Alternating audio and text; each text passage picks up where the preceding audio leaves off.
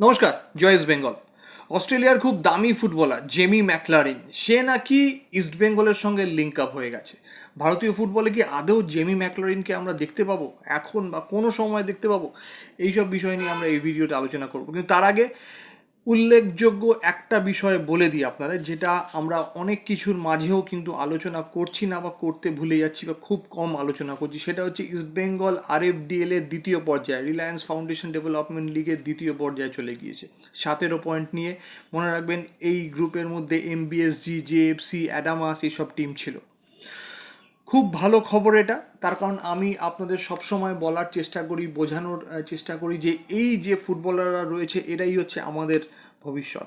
কারণ কি, আমরা অনেক টাকা দিয়ে অন্য ISL এর দল থেকে তাদের তারকা ভারতীয় ফুটবলারকে নিতে পারবো না, পারলেও সেই সম্ভাবনা খুবই কম।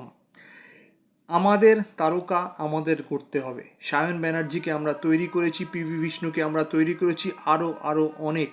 তুহিনের চোট রয়েছে, মনে রাখবেন। তুহিন কিন্তু যখন ফিরবে ও নিজেই একজন তারকা, মহিতোষ যখন আসবে ও নিজেই একজন তারকা। সুতরাং আমাদের, যেটা আমি সবসময় বলি, যে এরাই আমাদের তারকা, এরাই আমাদের দলের পতাকা নিয়ে এগিয়ে যাবে। সুতরাং এটা একটা খুব ভালো খবর, খুব পজিটিভ খবর বলে আমি মনে করি। সব কিছুর মাঝে যে RFDL আমরা দ্বিতীয় পর্যায়ে গিয়েছি, আমরা এর আগেও দ্বিতীয় পর্যায়ে গিয়েছিলাম, কিন্তু এবারে আশা করছি আমরা RFDL এর বেশ অনেকটাই সামনে চলে যেতে পারবো এবং আমরা কিন্তু কাপের দাবিদার হতে পারবো। সব কিছু বলবো, তার আগে ট্রান্সফার টক বাংলা একটা কথা বলি, যারা এখনও পর্যন্ত সাবস্ক্রাইব করেননি, সাবস্ক্রাইব করতে অনেক সময় আপনারা ভুলে যান, তারা অবশ্যই সাবস্ক্রাইব করবেন। নিচে দেখবেন সাবস্ক্রাইব লেখা আছে, সাবস্ক্রাইব করেন, পাশে থাকা বেল নোটিফিকেশনটা অন করে দেবেন। যখনই অনুষ্ঠান করছি, যখনই আসছি আমি, সরাসরি আপনারা নোটিফিকেশন পেয়ে, সো ডোন্ট ফরগেট দ্যাট, সাবস্ক্রাইবটা অবশ্যই করবেন। কারণ কি, আমাদের একটা ছোট্ট ফ্যামিলি আস্তে আস্তে বড় হচ্ছে, ইস্ট বেঙ্গল আড্ডা ফ্যামিলি একটা। যাই হোক, যে বিষয়টা সেটা হচ্ছে, দেখুন, প্রথম কথা, আমি কিছু খবর নিলাম। কালকে আমি দেখছিলাম সোশ্যাল মিডিয়া ছেয়ে গিয়েছে, প্রচুর মানুষ আমাকে ফোন করলেন, অন্তত অনেকগুলো ফোন আমি সকালের পর থেকে দুপুরের অনেক বেশি ফোন আমি পেলাম যে জেমি ম্যাকলারিন দাদা খবর নিন, আমাদের হয়ে গিয়েছে। কিন্তু সত্যি কথা বলবো, খুব দুঃখের সঙ্গে জানাচ্ছি এটা বাস্তব নয়। অন্তত আমার কাছে যা খবর আছে, এই খবরটা সত্যি নয়, এটা বাস্তব নয়।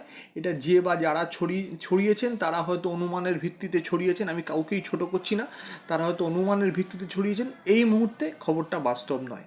বাস্তব কোনটা, এই মুহূর্তে কোনটা সত্যি, আমি আপনাদের বলে দিচ্ছি।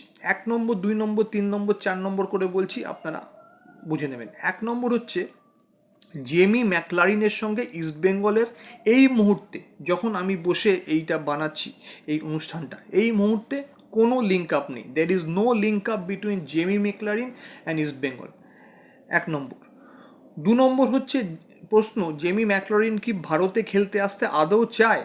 উত্তরটা হচ্ছে হ্যাঁ, জেমি ম্যাকলারিন ISL এ খেলতে চায়। একটা কথা মনে রাখবেন, এখানে এক্সপ্লেনেশন আমি দিয়ে দিচ্ছি, যে যে কোনো বিদেশি ফুটবলারের কিন্তু ভারতীয় এজেন্ট থাকে। যত বিদেশি ফুটবলার দেখছেন তাদের ভারতীয় এজেন্ট থাকে। এখানে অনেকের একটা ব্যাংকিং সিস্টেমও থাকে, তারা কীভাবে স্যালারি রিসিভ করে ইত্যাদি ইত্যাদি। অনেকের অবশ্য নাও থাকতে পারে, বাট ভারতীয় এজেন্ট কিন্তু যে কোনো বিদেশি ফুটবলারের থাকে। জেমি ম্যাকলারিন কিন্তু ইন্ডিয়াতে তার নিজস্ব নেটওয়ার্ক অ্যাজ এ এজেন্সি সে করে ফেলেছে, এবং পরিষ্কারভাবে আমি আপনাদের জানাচ্ছি, Jamie McLaren is looking for a good ISL club, but এটা এখনও পর্যন্ত ইস্টবেঙ্গল নয়। এবং 3 নম্বর পয়েন্ট হিসেবে আমি যেটা জানাচ্ছি, জেমি ম্যাকলারিনের সঙ্গে কোনো ভারতীয় ক্লাব, ইস্টবেঙ্গল তো দূরে থাক, কোনো ভারতীয় ক্লাব এখনও পর্যন্ত যোগাযোগ করেনি। ঠিক আছে, পরিষ্কার হয়ে গেল আমার কথাটা। আমি আরেকবার বলছি, জেমি ম্যাকলারিনের সঙ্গে ইস্টবেঙ্গলের কোনো লিঙ্ক আপ নেই, there is no link up. Jamie McLaren কিন্তু ISL খেলতে চায়, সে ISL খেলতে he is looking for clubs in India. কিন্তু 3 নম্বর পয়েন্ট, কোনো ভারতীয় ক্লাব এখনও পর্যন্ত জেমি ম্যাকলারিনের সঙ্গে যোগাযোগ করতে পারেনি। 4 নম্বর পয়েন্ট, ট্রান্সফার মার্কেটে জেমি ম্যাকলারিনের যে মার্কেট ভ্যালুটা দেখছেন, সেটা একটা আরবিট্রারি মার্কেট ভ্যালু, সেটা হচ্ছে আনুমানিক। এটা হচ্ছে অনেকটা কী বলুন তো, ওপিনিয়ন পোলের মতো। দেখবেন দেশের লোকসভা নির্বাচন আসন্ন, আমি একটা উদাহরণ দিচ্ছি।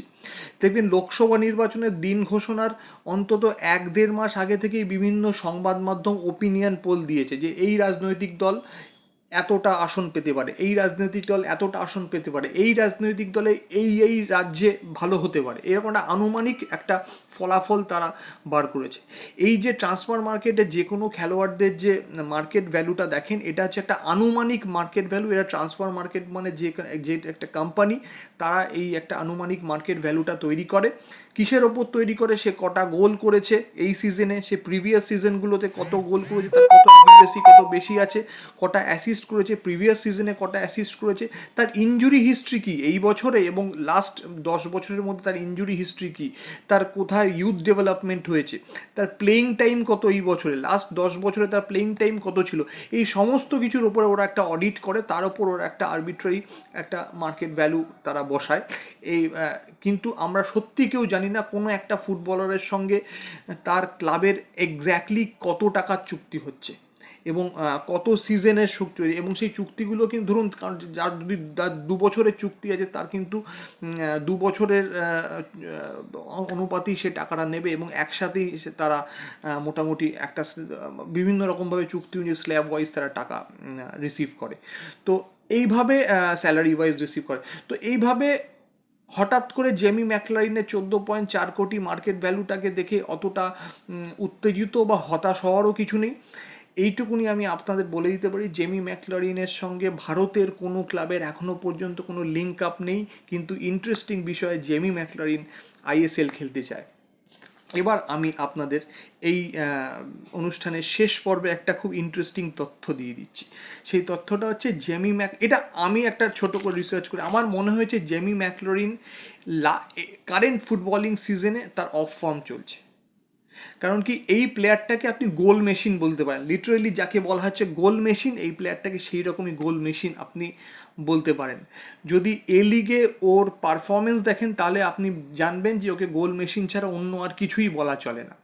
কিন্তু 2023-24 ফুটবল মরশুমে জেমি ম্যাকলারিনকে দেখা যাচ্ছে যে মেলবোর্ন সিটির ক্যাপ্টেন, সে কিন্তু যথেষ্টই একটু অফ ফর্মের মধ্যে রয়েছে। কারণ কি, 2023-24 ফুটবলিং সিজনে এ লিগে 21টা ম্যাচ খেলে মাত্র 8টা গোল করেছে, মাত্র 8টা গোল করেছে, 2টো অ্যাসিস্ট করেছে। আর চ্যাম্পিয়ন্স লিগের 6টা ম্যাচ খেলে মাত্র 1টা গোল করেছে। সুতরাং এই সিজনে ওর মাত্র 9টা গোল হয়েছে। কিন্তু আমি এইটা কথাটা কেন বলছি আপনাদের, তার কারণ হচ্ছে, যদি ভালো করে দেখেন 2019-20 থেকে 2022-23 এই ফুটবল মরশুমগুলো আমি আপনাদের বলবো জেমি ম্যাকলারিনের পারফরমেন্স কী ছিল, কেন তাকে গোল মেশিন বলা হয়, এবং কেন গত বছরে তার মার্কেট ভ্যালু ছিল 20 কোটি টাকা, এই বছরের মানে যেটা ট্রান্সফার মার্কেটে দেখাচ্ছিল, সেটা এই বছরের ট্রান্সফার মার্কেটে 14.4 কোটি টাকা দেখাচ্ছে। 2022-23 ফুটবল মরশুমে জেমি ম্যাকলারিন টোটাল 32টা ম্যাচ খেলে 27টা গোল করেছে। চিন্তা করে দেখুন, তার মধ্যে এই লিগেই 26টা ম্যাচ খেলে 24টা গোল করেছে। এসুন তার আগে 2021-22 ফুটবল মরশুমে জেমি ম্যাকলারিন 24টা ম্যাচ খেলে এ লিগে 15টা গোল করেছে। টোটাল যদি হিসাব করেন 35টা ম্যাচ খেলে 18টা গোল করেছে। আসুন 2020-21, যখন আমি প্রথম জেমি ম্যাকলারিনের নাম মানে আমি শুনি আর কি, এই লিগ আমি আগে দেখা হতো না, সে মানে তখন থেকে এই লিগ আমি দেখা শুরু করি, অল্প অল্প করে জেমি ম্যাকলারিনের সম্পর্কে জানতে শুরু করেছিলাম। সেই বছর 24টা ম্যাচ খেলে 25টা গোল করেছে। ভাবুন, ম্যাচের থেকে গোলের সংখ্যা বেশি তার এ লিগের মতো টুর্নামেন্টে। আর তার আগের বছর 2019-20, সেখানে 23টা ম্যাচ খেলে 23টা গোল করেছে। সুতরাং এই লোককে তো আপনার গোল মেশিন বলতেই হবে। আর এই গোল মেশিনের এবারে একটু মনে হচ্ছে তার গতিটা স্লথ হয়েছে, মেবি কোনো কারণে হতে পারে, ইনজুরি হিস্ট্রি সেটা আমার অতটা খতিয়ে দেখা হয়নি, বাট গোল সংখ্যা এবারে কম করেছে। তো হয়তো সেই কারণে, জাস্ট এটা আমার অনুমান, হয়তো সেই কারণেই সে আইএসএলের কোনো ক্লাব খুঁজছে, এটাও হতেই পারে। জেমি ম্যাকলারিন যদি ভারতে খেলে, তাহলে আমার মনে হয় যে ভারতে সচরাচর এত দামি ফুটবলার সাধারণত খেলে না, তাহলে এটা কিন্তু ইটসেলফ আর রেকর্ড হবে। ভালো থাকবেন, জয় ইস্ট বেঙ্গল। আর যারা এখনও পর্যন্ত সাবস্ক্রাইব করেননি, এক্ষুনি সাবস্ক্রাইব করুন।